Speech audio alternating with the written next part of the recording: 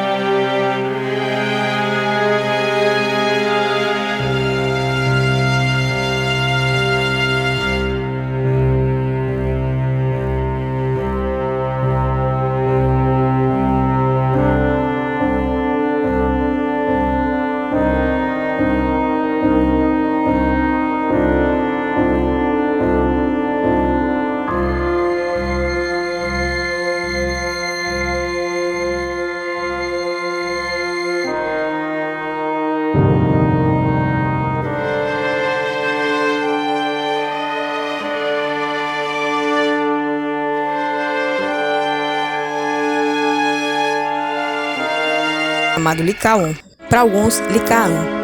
Ele reinava sobre a região da Arcádia e tinha um costume, no mínimo, curioso. Ele era conhecido por realizar sacrifícios humanos de viajantes que visitavam seus domínios. Por que ele fazia isso?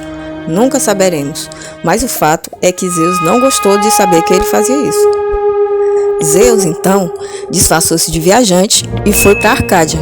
Chegando lá, Licaon convidou ele para um jantar, onde pretendia matá-lo, e Zeus sabendo de tudo. Então o que ele fez?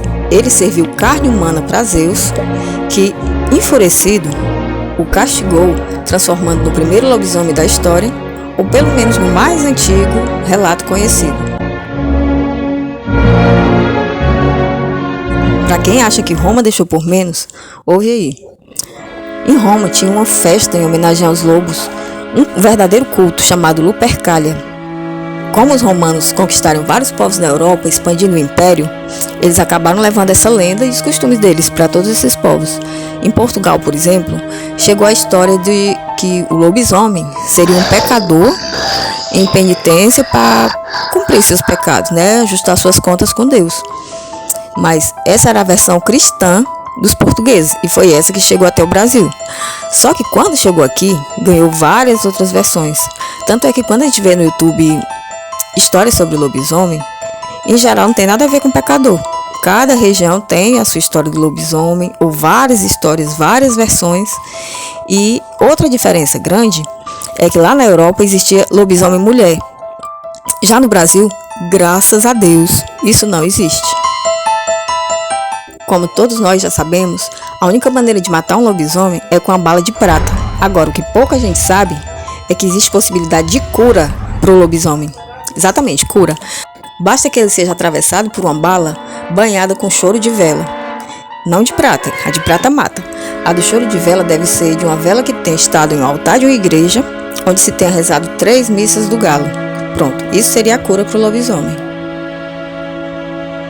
E você, gosta de uma boa história de lobisomem? Quer ver umas por aqui?